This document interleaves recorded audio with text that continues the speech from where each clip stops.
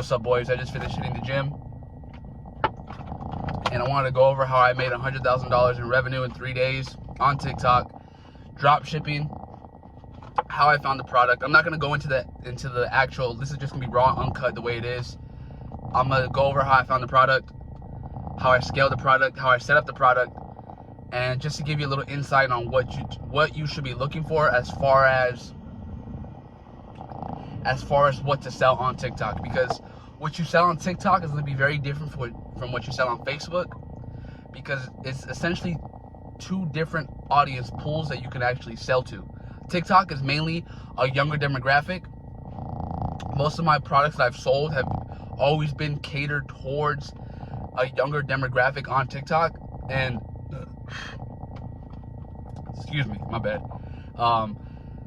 The product that I sold that made me $100,000 in 3 days in revenue was a tracksuit. I'm not going to go into the logistics and the actual specifics of the tracksuit, but it was a dupe of a popular brand, and this is a very popular way to actually sell and make money very quick on TikTok. It's slightly unethical. I'm just going to keep it 100%.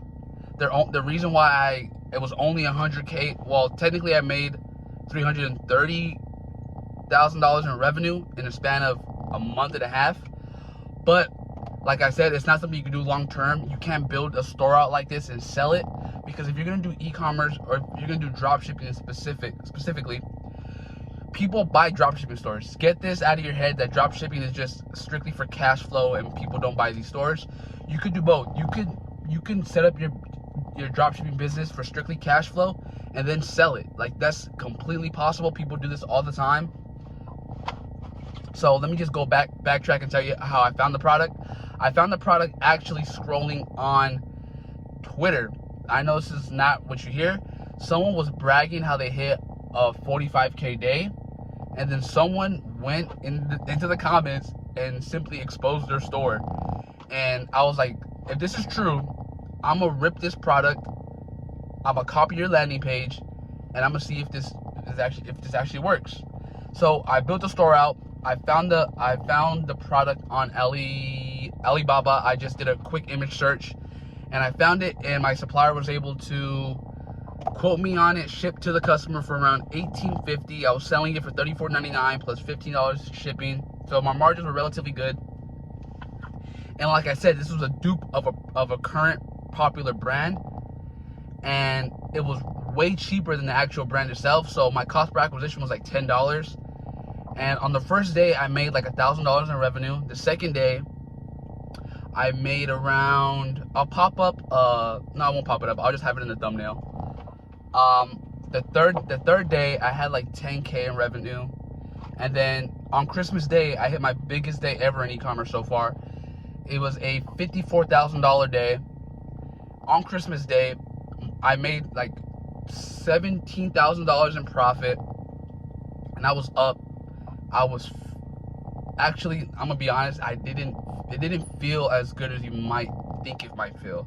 Like, you hit $50,000 in a day, you take home $17,000 in your pocket. But ironically, I was back home celebrating Christmas with my family. We were watching the Laker game, and as a fucking Shopify notification was coming in, I almost felt numb to it. It didn't feel real.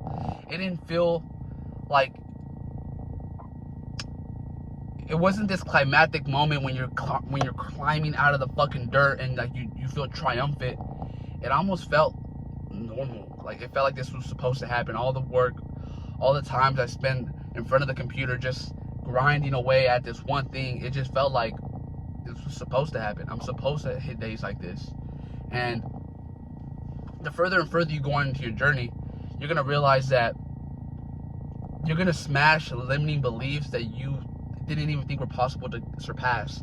Like, when I first started e-commerce, my first $1,000 days, I was shook. I remember being like, what, $1,000 off the internet? This is so crazy. And then fast forward to hitting a 50K day, it wasn't as crazy. As crazy as that might sound, it wasn't that climactic as you might think it is. The following day, I hit 35K, and then the day after that, I proceeded to hit another 50K day.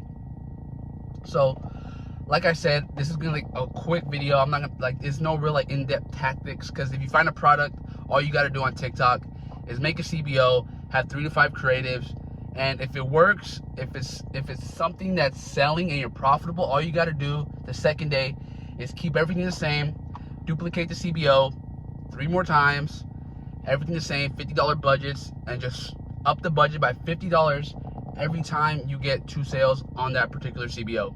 And then if you want to get crazy, if you want to go fucking Terminator, if you want to go John Cena WrestleMania, all you got to do is super scale on fucking TikTok is fucking make a bunch of CBOs. So how I hit the 50K day, I had 50 CBOs, all at $50 a day, all at a stop loss of my break even cost per acquisition.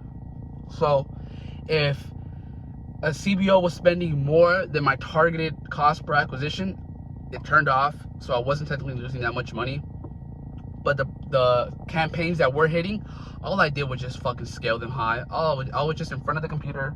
Well, sorry, I was on my phone on the actual TikTok internet browser, just upping the budgets by 50, 100, then 200, then 400, then 800, then 1600, then 3200, and just like scaling that way by surfing the budgets. But back to my original point with product research, you just want to be cognizant of what people are buying on TikTok. See what's going viral from creators. Don't necessarily look at people who are posting like Amazon made me buy it. Look at actual people on the platform, what they're buying and what they're sharing. So say you get a product from a creator that goes viral and it lands on your For You page, search up that product on TikTok and see if other people are posting about it. If other people are posting about it, that is your validation that other people want the actual product. So I'm gonna keep it simple. Like I just said, I found this product on Twitter because someone wanted to let their dick hang and say, hey, I made this much money today. Someone exposed them. I said, thanks, bruh. Let me rip you. I ripped the product page. I essentially copied the store 1 for 1. I just changed the layout, changed the color, the name of the store. I made completely new ads, and it worked. And with TikTok, with dropshipping in particular, it could be that simple if you don't think too much. Thinking too much can fuck you up because you're over analyzing.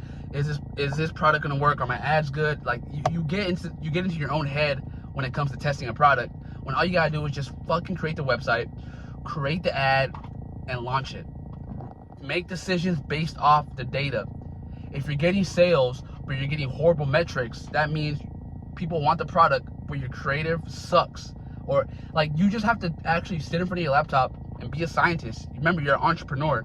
Get this idea out of your head that I'm just a drop shipper. No, you're an entrepreneur, dog. You solve problems, you figure out shit, and you get the answer that you want by testing. You gotta test. Entrepreneurship is a game of testing, whether that be landing pages, product prices, creatives, business models. Like, don't get stuck in this idea that I only have to do this because this is what I put out online. You know what I mean? Like, don't box yourself in. Don't put yourself in this little cosmic chamber of I'm only supposed to be doing this one thing.